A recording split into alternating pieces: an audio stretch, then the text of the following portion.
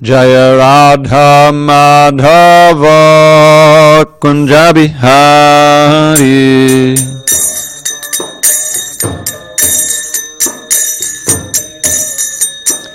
Jaya Radha Madhava Kunja Bihari.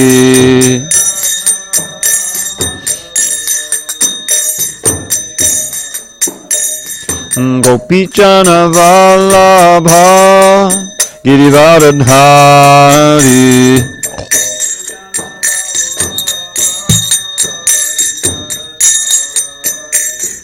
Gopichana Vallabha Girivardhari.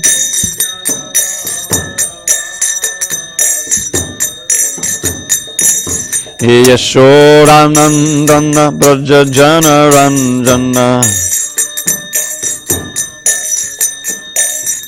Yashodanandana Braja Jana Ranjana. Yamuna Tira Vanachari.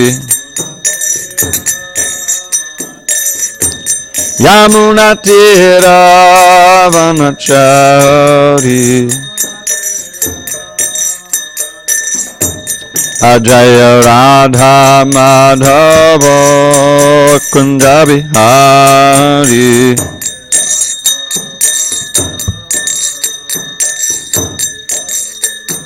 Jaya Radha Madhava Kunja Bihari.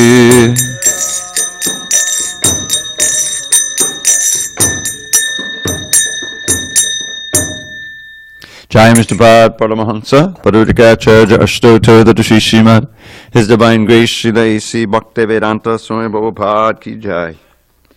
ISKCON BBT Founder Acharya Srila Prabhupada Ki Jai. Jai Mr. Bharat Paramahansa, Parudikacharya Ashtoto Dadashi Srimad, His Divine Grace Srila Bhakti Siddhanta Saraswati Thakur Ki Jai. Ananta Koti Vaishnavindra Ki Jai. Namacharya Srila Haridas Thakur Ki Jai.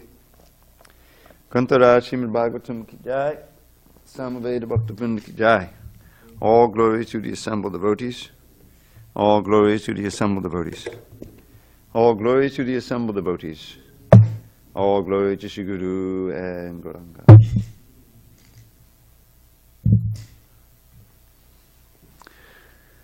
Damodar Kumar really doesn't need to be here. He really needs to be somewhere else. Oh, he's doing that. Okay. I'm sorry? Oh, okay. Okay. Narayanam namaskritya narang chaiva narottamam devim saraswatim vyasam tato jayamudiriet. Before reciting the Srimad Bhagavatam, which is our very means of conquest, we should offer our respectful obeisances unto Lord Narayan, the Supreme Personality of Godhead, unto Narayan Rishi, the supermost human being, unto Mother Saraswati, the goddess of learning, unto Srila Vyasadeva, the author, and unto Srila Prabhupada, the translator, commentator, and our spiritual master. Nashtaprayesha Bhadreshu Nityam Bhagavata Sevaya Bhagavatyuttama Shloke Bhakti Bhavati Naishtiki. By regular attendance in classes on Srimad Bhagavatam and by rendering devotional service to the pure devotee, all that is inauspicious within the heart is destroyed almost to nil, and loving devotion to the Supreme Lord, who is glorified in transcendental songs, is established as an irrevocable fact. Om Namo Bhagavate Vasudevaya. Om Namo Bhagavate Vasudevaya. Om Namo Bhagavate Vasudevaya. Okay, give me a second here.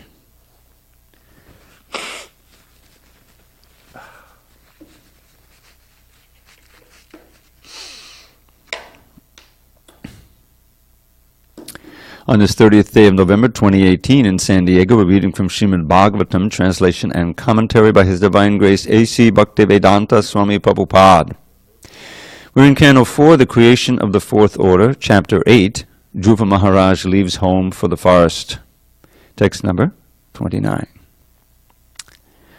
Paritushyeta tastata tavan matrena purushaha daivopasaditam yavad viksheshwaragatim buddha paritushyeta tastata tavan matrena purushaha daivopasaditam yavad viksheshwaragatim buddha paritushyeta tastata tavan matrena purushaha daivopasaditam yavad viksheshwaragatim buddha paritushyet. One should be satisfied. Tataha, therefore. Tata, my dear boy. Tavat, up to such. Matrena, quality. Purushaha, a person. Daiva, destiny. Upasaditam, offered by. Yavat, as. Viksha, seeing. Ishwaragatim, the process of the Supreme. Buddha, one who is intelligent. Translation. The process of the Supreme Personality of Godhead is very wonderful. One who is intelligent should accept that process and be satisfied with whatever comes, favorable or unfavorable, by his supreme will. And this is Narada Muni speaking to little Dhruva, who's gone to the forest. Purport. The great sage Narada instructed Dhruva Maharaj that one should be satisfied in all circumstances. Everyone who is intelligent should know that because of our concept of bodily existence, we are subjected to suffering and enjoyment. One who is in the transcendental position, beyond the concept of bodily life, is considered to be intelligent. One who is a devotee especially accepts all reverses as gifts of the Supreme Lord. When a devotee is put into distress, he accepts this as God's mercy and offers him repeated obeisances with his body, mind, and intellect. An intelligent person, therefore, should be always satisfied, depending on the mercy of the Lord. Om Jnana Timirandasya Jnanandana Shalakaya Chakshu Unmilatam Mena Tasmai Shri Gurave Namaha. I was born in the darkness of ignorance, but my spiritual master Srila Prabhupada opened my eyes with the torchlight of knowledge. I offer my humble obeisances unto him and to all members of Sri Parampara. So now the Muni is testing Dhruva. Now, he's giving him good instruction. This particular verse is encouraging him to tolerate the insult of his stepmother, to be equipoised, to take this reverse in stride, and to accept it as part of the process of the Lord. The process here is the process of action and reaction, and the way in which everything that we're experiencing is a result of our previous activity. Prabhupada is actually referencing a verse here in his purport. Tatte nukampam susamikshamano bunjana evatma katam vipakam rid bhagvapubhir vidadhan namaste jiveti yo muktipade sadaya bhak. This is a verse, one of the prayers of Lord Shiva in chapter 14 of the 10th canto after the Brahma Vimohan Leela. So he's saying there, Lord Brahma does, and Prabhupada is quoting in the purport here, although he doesn't give the Sanskrit, that one should accept that whatever reverses one experiences in life are due entirely to one's own previous activities, although we may have forgotten. And one should see them as the mercy of the Lord. Prabhupada says that Tate nukampam susamikshamana. To susamikshamana means to see these vipakam, these sufferings, as Krishna's mercy, anukampam. And due to one's own activity, bunjana evatmakritam vipakam. And the evidence that one is accepting it as such is that rid bhagavapurva vididan namaste, one continues to offer his obeisances and serve the Lord with one's heart, voice, bhag, and body, of the senses. And if one does this, does anyone know what the result is going to be? Any chance? You know. Huh? Go back to Godhead. Jiveti yo mukti padesa daya bhak. This word daya bhak is used to indicate like someone who's inheriting a property.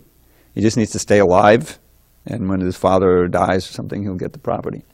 So Prabhupada says in one lecture, if you just stay alive in Krishna consciousness, with this kind of mood, tolerating everything, serving without unflinchingly, then you are sure to go back to Godhead. Mukti pade, to liberate a position at the lotus feet of Krishna. So, now what happens here is that Dhruva is not willing to accept this instruction. Narada Muni is ultimately going to say, just go back home. Now you decide to undertake a mystic process of meditation under the instruction of your mother, just to receive the mercy of the Lord. But in my opinion, such austerities are not possible for any ordinary man. So Narada Muni is trying to test him and see if he's really determined. And Dhruva, of course, is going to pass the test. In one sense, it's kind of a jujitsu, where you use the momentum of the opponent against him and you flip him around. We've all seen those movies.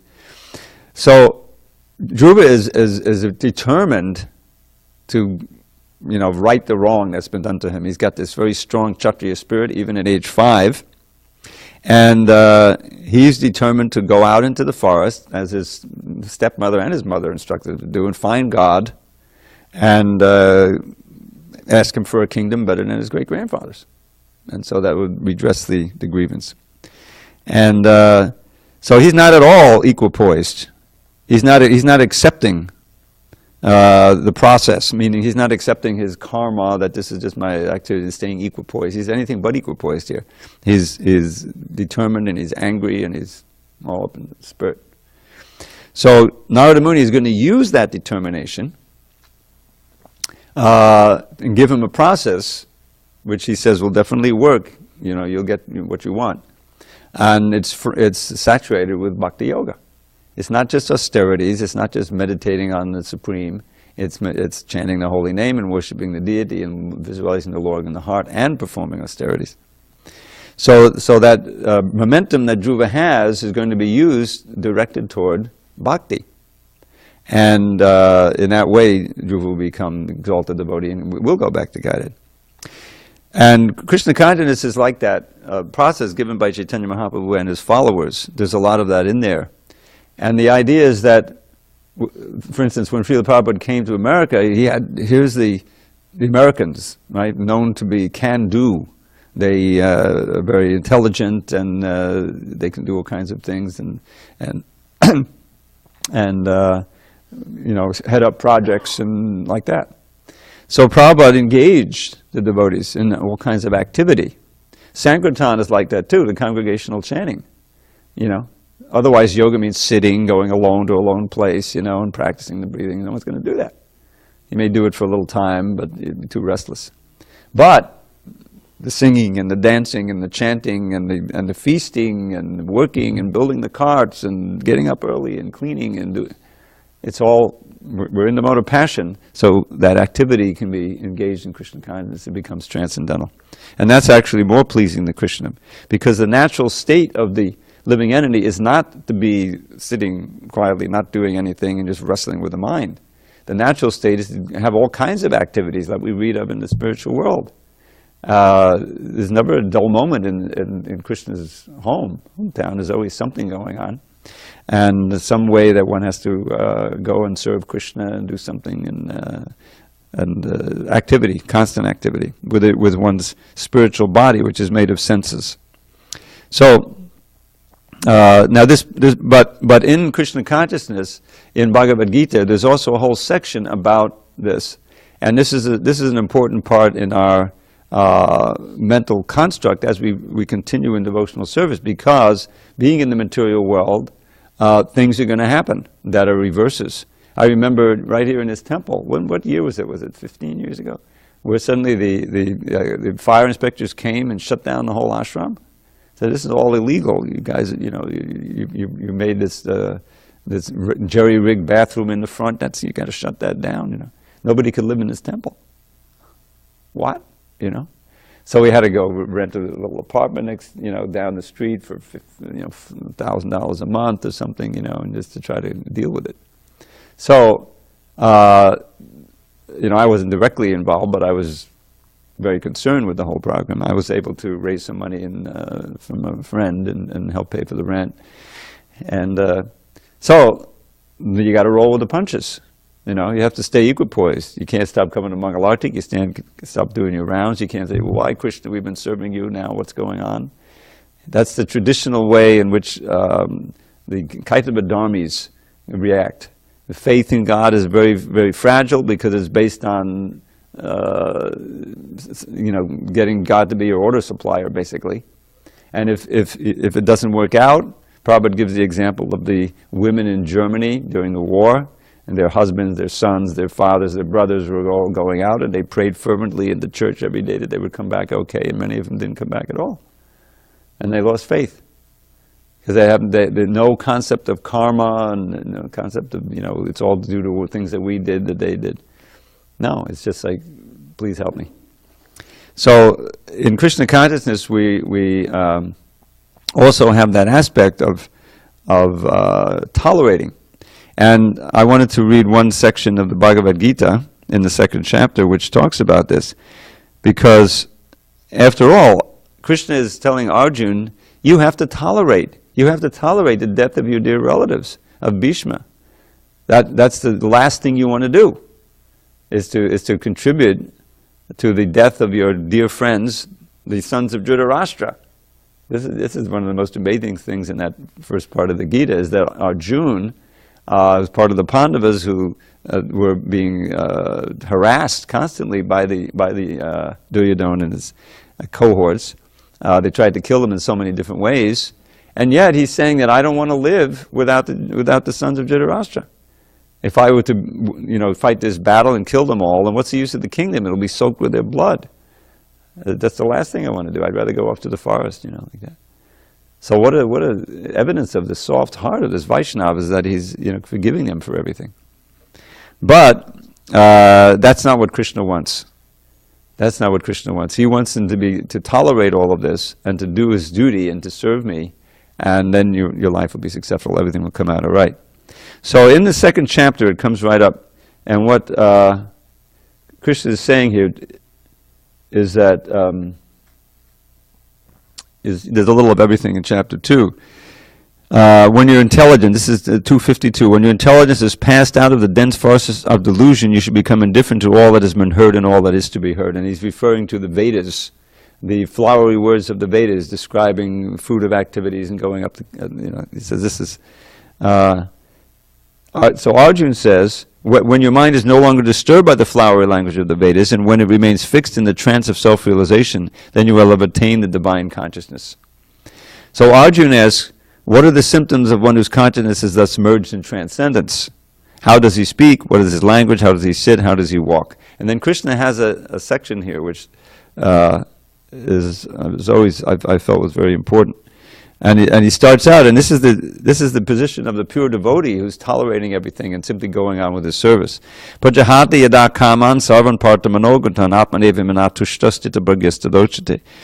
When a man gives up all varieties of desire for sense gratification, which arise from mental concoction, and when his mind thus purified finds satisfaction in the self alone, then he is said to be in pure transcendental consciousness. So this is a form of tolerance. Tolerance doesn't just mean tolerate difficulties that come from outside. It also means tolerating the tendency, the push of the senses and the mind to enjoy, tolerating the seductions of the material energy. There's two sides of the coin there. And if you can tolerate that and remain fixed in devotional service, then you have a good shot at tolerating the negative side. In other words, when pains come, you just continue and you remain equipoised. So he begins with this. Now, where do these material desires come from? Manogatan. They come up from the mind. The mind, when reacting to the stimuli coming through the senses, says, oh, I want this, I have to have this, I must have this.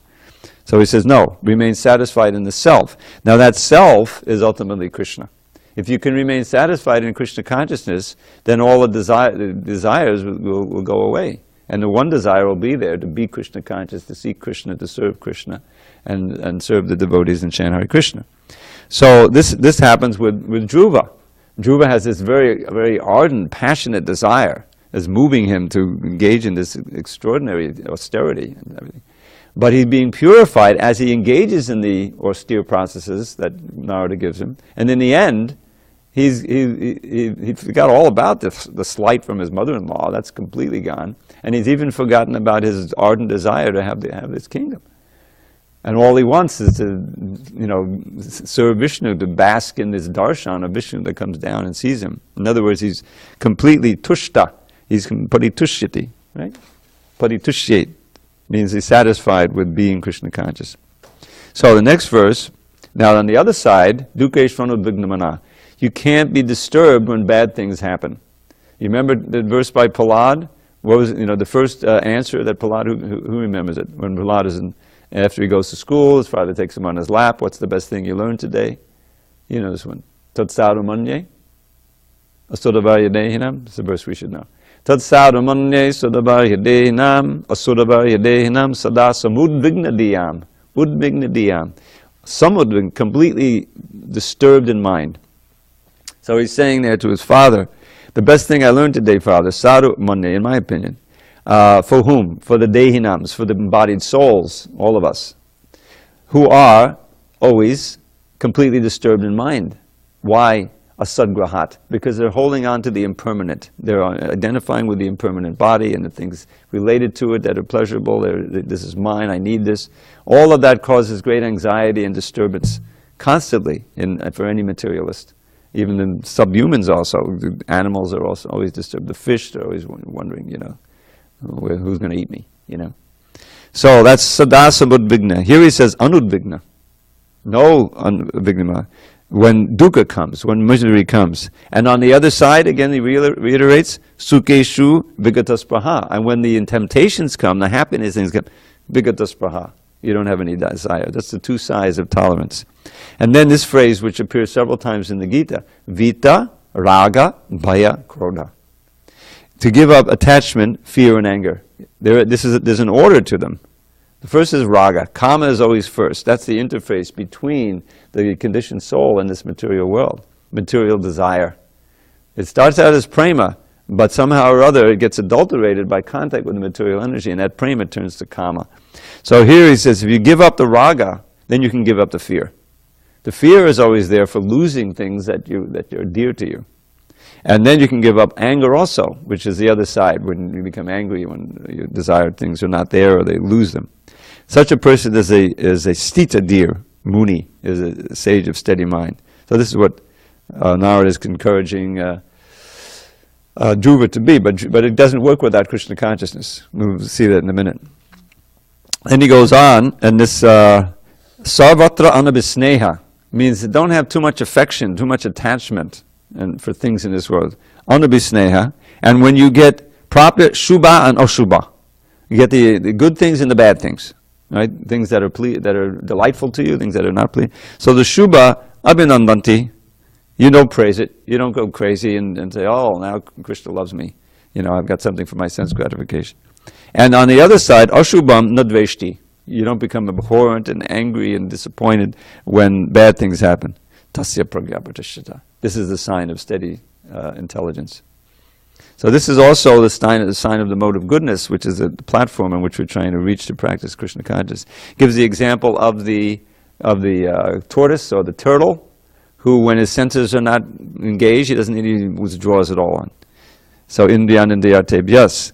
When there's nothing to do with the senses for any given service of Krishna, then you don't engage. You simply remain Krishna conscious. And then this very famous verse, Vishayabhanivartante nirahara siddhehinak. If you refrain from the object of the senses, but you don't have any Krishna consciousness, then you may stay detached for some time, but the desire is still there, and when the proper stimuli comes, you'll go for them again. You can't remain fixed. That's what this says. Vishaya vinivartante nidahadasya. If you don't eat them, every sense has its object to consume. The eyes, the form, and the smell, the smells for the nose. There's kind of a consumption going on there. Ahar. So you're not eating them, and they turn away. It means that you're no longer involved. You're detached for the embodied soul. But deep inside, sometimes not so deep, remains the rasa, the taste, rasa varjam. But even the rasa, the taste goes when? Padam drishrana vartate. Padam drishta. When you see or directly experience Krishna, then that taste doesn't come back. Just like for anyone who's been in Krishna consciousness any length of time, there's no way you'll eat meat the rest of your life. Even if you bloob, that's the last thing. People say, oh no, I can't even, consolate. Because with your understanding, with your visceral, feeling, with your very taste, you've lost that. That's gone.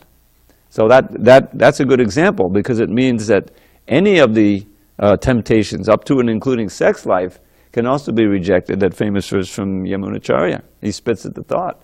Just imagine the kind of mentality that is. And that's for a king who had all kinds of facility for sex life and had experience. But he's getting a higher taste. At every moment, he's relishing the taste of serving the lotus feet of Krishna. And it's blotting out everything else. So then he gives some warnings. The senses are so strong that even someone who's vipashyata, who's wise, the endeavoring devotee, indriyani pramatini hadanti basabangmana, that these agitating senses can throw the mind anywhere. They forcibly carry away the mind even of a man of discrimination who's endeavoring to control them. And therefore, tani sarvani sangyamya yuktaksi matpadaha. This is the first place in the Gita that Krishna talks about becoming dedicated to him in devotion. Matpadaha. Very important. Therefore, all the senses have to be always engaged in serving me, and then you become, again, fixed in consciousness. And then he gives those two verses, it's back and forth. This is how they often describe things in the Shastra, with contrast. On the other hand, if, the standard process of falling down into the material pool, by meditating on the objects of the senses with the enjoying spirit, which naturally will increase one's desire, one's sangha, attraction. And from attraction, if you keep meditating, then is born kama, very powerful desire.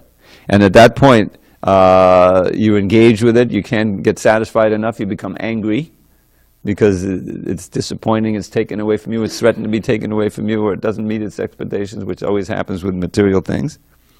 And then you become angry, and from the anger, you become completely bewildered. Everyone, would probably experience it. You did something in anger that you wish you hadn't done, and you feel you have to apologize or something.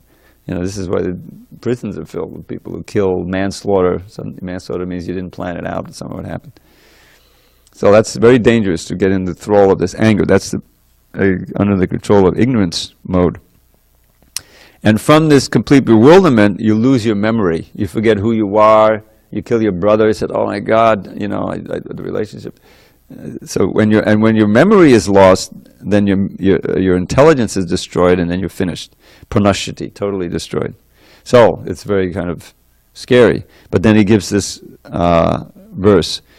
On one who practices the regular principles of freedom, Atma Vasha Vidya, and thus controls himself, even when the senses are moving amongst the sense objects. Vishayan indriyaishcharan, one is ragadvesha vimukta. One is free of attachment and repulsion. And then what do you get? Prasadam, you get the mercy. Prasadam adhigacchati. And what's the result of that prasade? All your miseries are gone. You become joyful at heart. You quickly get fixed intelligence. And so he goes on like that. So I'll stop there with this Gita. But this is what he's recommending for Dhruva. But Dhruva is actually headed for a much more advanced platform. This is a very important platform, and really it's one which the great devotees are on, the one he's just described in the Gita. Prajahati yada kaman sarvam bhartamano, to give up, to far away, throw away all of the desires that arise from the mind. It's not easy. But for Dhruva, he is at this point, he's in a kind of a passionate state. He's angry. He's not, and Narada Muni is testing him because his material intelligence would say, "Oh my God, what am I going to do? I'm going out alone. I'm only 5 years old into the forest. I mean, it's not going to work." But he's not doing that consideration. So his great determination is going to be used for him to reach the highest platform of devotion, because he's going to be so determined and practice these austerities and chant Om Namo Bhagavate Vasudevaya, and in this way he gets completely purified.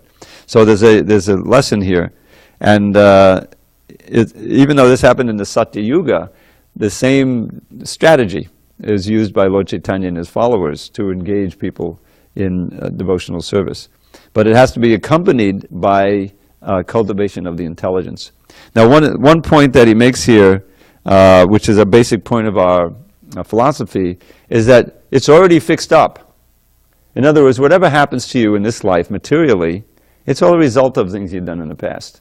So there's no point in trying to increase your material happiness in this life, or trying to avoid by extreme means the difficulties. You're just staying and you're getting more and more entangled. That's a karmic activity which keeps you entangled in this world.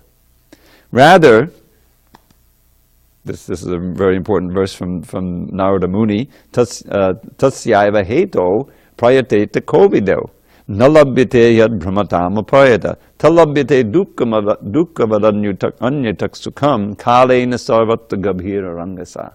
Probably quoted this verse 1,000 times. Well, maybe a couple hundred. So, very often quoted. He says there, one should strive, this prayateta, this word yati is a word for a sannyasi, one who strives, who's very determined. So this word yata comes in again in our literature because we have to strive. We're in the mire of Maya. So he says, one should strive for that heto. Heto here means the object for a goal in life, who is intelligent. You have to be intelligent and reflect.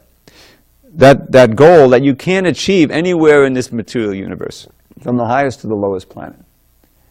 Prayateta kovino nalabhyateya brahmatam uparyada, wandering up and down.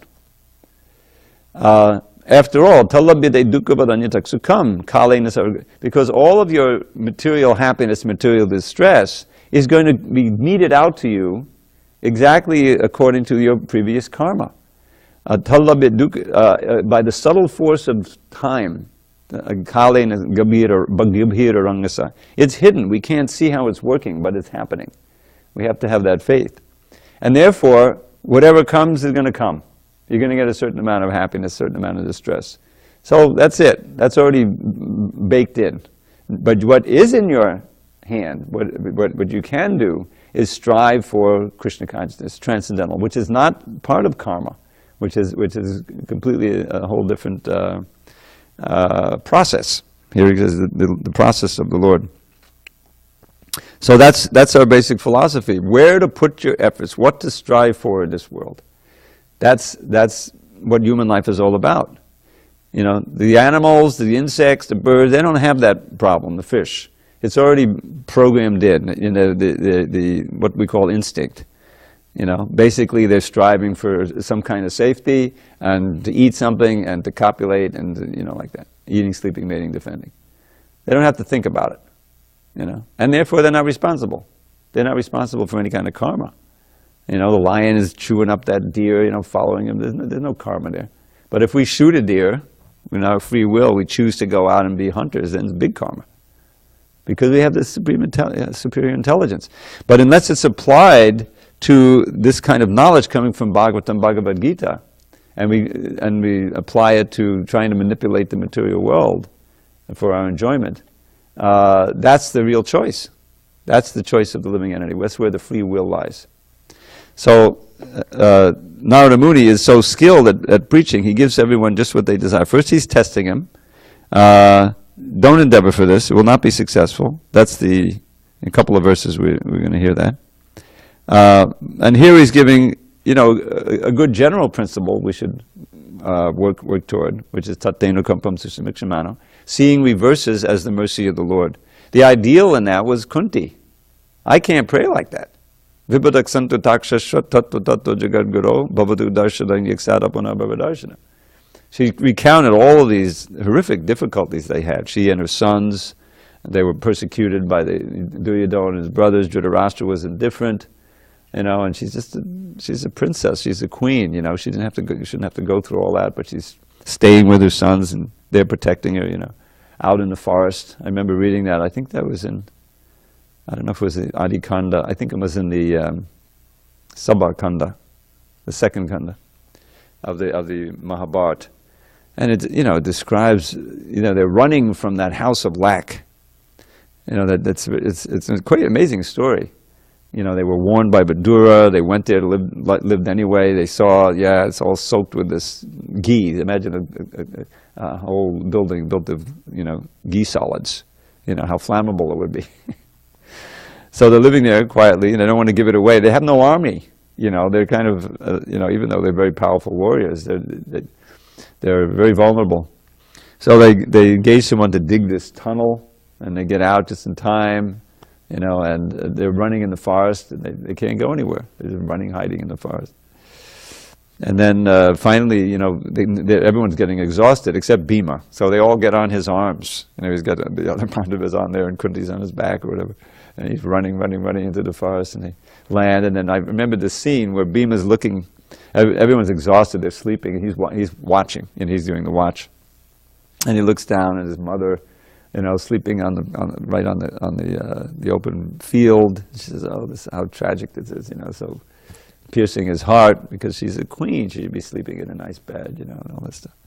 And then there's this man-eating Rakshasa who comes, Hidimba, and his equally vicious sister, Hidimbi. And wow, human blood! I smell human flesh. He's getting all excited. So he sends Hidimbi to kind of lure them to reconnoiter, to figure out what's going on. So she takes on a human form, a beautiful girl, and she comes and she sees Bhima, and she gets attracted. He's very powerful and everything. So she doesn't want him to be eaten. She's convinced that her brother, who's an all-powerful Rakshasa, could kill them all easily. So she says, "Oh, take me away with you. There's a powerful demon there." So Bhima says, "Oh, really, huh?" So I thought I'll take care of him. He says, No, watch out. Just, don't worry. So he has this battle. He plays with him for a while, and he kills Hidimba. And actually, of course, there's a lot of screaming and yelling going on, and they all wake up, and they're watching the fight. They all know he's going to win. And then afterward, Hidimbi, she's even more attracted. Wow, even though he killed her brother. And they get married, and they go off. They're flying. I guess she has these mystic powers. They're flying in different places, and they have a child, Gatotkacha. I forget how to pronounce it. You've heard of it. And he's part of the battle. He has an important part to play in the battle of Kurukshetra. So all this stuff happens, anyway. And they're tolerant. And she recounts these at the final, in chapter 8, first canto. And after recounting all of these difficulties, she says, "Vipadak santu takshashva tattva tattva jagadguru." May these difficulties, vipada, happen again and again, because by seeing those difficulties, we'll see you again and again, and by seeing you, we don't see birth and death again. It's a very nice verse, famous verse. So that can only be uttered by very, very advanced devotees, who is seeing, as Prabhupada says in this purport, he sees the difficulties as Krishna's acts of mercy. And what especially happens there? You think of Krishna even more intensely. And this is something that we should remember, is that the whole advancement is an advancement of enthusiasm, desire to serve Krishna, see Krishna, be with Krishna, to have Krishna come. This is what you're trying to churn up, and by our service, by hearing about Krishna and serving him in separation. So when there's danger, the devotees, just like you read the Krishna book, the fire comes up, immediately they call for Krishna, the rain comes down, they're calling for Krishna in desperation. Krishna engineers all these things. And he's in danger, then they're really in anxiety when he's in the wraps of Kaliya, and wrapped with Kaliya's clutches. They don't know he's God. They just see him as their loving boy, and he's a delicate body. He's a goner. They're lamenting. Yashoda wants to come into the room. So this is the highest level. So it's one thing after another. When you read the Krishna book, there's never a dull moment. Every day there's some adventure, intense meeting, or intense danger for Krishna or for the gopis and the gopas themselves, the cows. So Krishna is organizing all this to keep the emotion at the highest pitch, because that gives the greatest pleasure for his devotees and for him. So when difficulties come in our service, we should say, oh, this is an opportunity to cry out for Krishna in more desperation. Please give me the intelligence so that I can do this service. Please let me tolerate this difficulty that's happening so I can continue to serve you, like that. Rather than, those of weak faith, the Komala Shraddha, those who are, not religious or irreligious, the atheists become completely convinced there's no God. I remember I had a conversation with my brother many years ago. I was trying to preach to him. And he took the Holocaust, this Jewish thing that happened, in the war, as absolute proof that there's no God. And that was it for him. Here were these religious Jews praying. God didn't come. They all got killed and gassed and horribly tormented and tortured. So that's it, QED, there's no God. I tried to explain the idea of karma and all this, but it didn't work. It just didn't, Because if the materialistic mind is looking for ways not to believe in God. This is the thing. And it's true of everybody. This whole thing with climate change, I mean, there's millions and millions of people in this country who absolutely believe it's a conspiracy. It's not real. It's not happening. It's not caused by human beings. They don't want to believe, and the people who are controlling the media and the education system can teach people this false idea, even though it's right in front of them. So Krishna consciousness is like that. If the lower modes get a hold of you and you get bad association and you commit offenses, then your intelligence will tell you things, will trick you into absolutely disbelieving the whole Krishna conscious philosophy. Because you want to enjoy. And you want to enjoy with a free spirit. You don't want to feel guilty about it. So it's a delicate thing, this faith. It has to be renewed and nourished and protected by strict following. And then Krishna gives you so many realizations, even little ones, but significant ones, that encourage you, oh, it is real. It's happening. It's perfectly fine. It's not that these people are all deluded. Those people are all deluded, like it says in the books. This is anyway, it looks like a from the material point of view, we look like we bought into this mythology and we're living this lifestyle, and we're wasting our lives, and we're ruining our lives. But if you actually understand how things work, and you have faith, and this faith is also nourished by reading about the devotees of previous times. Understanding that, the parampara, but who's in the parampara? What are their lives like? Bhakti Vinod, just like, well, I don't believe that. Come on, God is a blue boy up in the sky. It doesn't make sense. But then, you read, well, who believes it? Who was this like a big myth that was fooled Bhakti Vinod Thakur and all these, these 6 Goswamis and Srila Prabhupada and Bhaktisiddhanta? They're all completely bewildered and befooled by this whole thing. So you have to really choose your team, Are we going to go with the naysayers who doubt just on the basis of their own senses and because they don't want to believe? Or are we going to go with this incredible, it's sometimes worthwhile. Just read the parampara at the end of the introduction to the Bhagavad Gita and see all of these exalted souls and who they were. Many of them, we don't even know much about them, but they're there. They're on the list. They're all self-controlled, very intelligent, blissful, and why would they lie? So that helps us to maintain our faith, and the practices also, by chanting and hearing and being strict, that we can experience ourselves. And that's why they have this nishta platform. You have a little shraddha at the beginning. Adau shraddha tadaksara sangha. You have to have enough faith to at least get into the association of devotees. But then you have to have more faith to actually practice bhajana kriya. And if you practice seriously, then you get enough encouragement from within to hear nicely. And Krishna is telling you so many things through the books and through the devotees, and the guru and the sadhus, that you keep your bhajan going, and you try to become stricter. You get more encouragement, you get more purified, and then at a certain point you become nishta, means that you're fixed.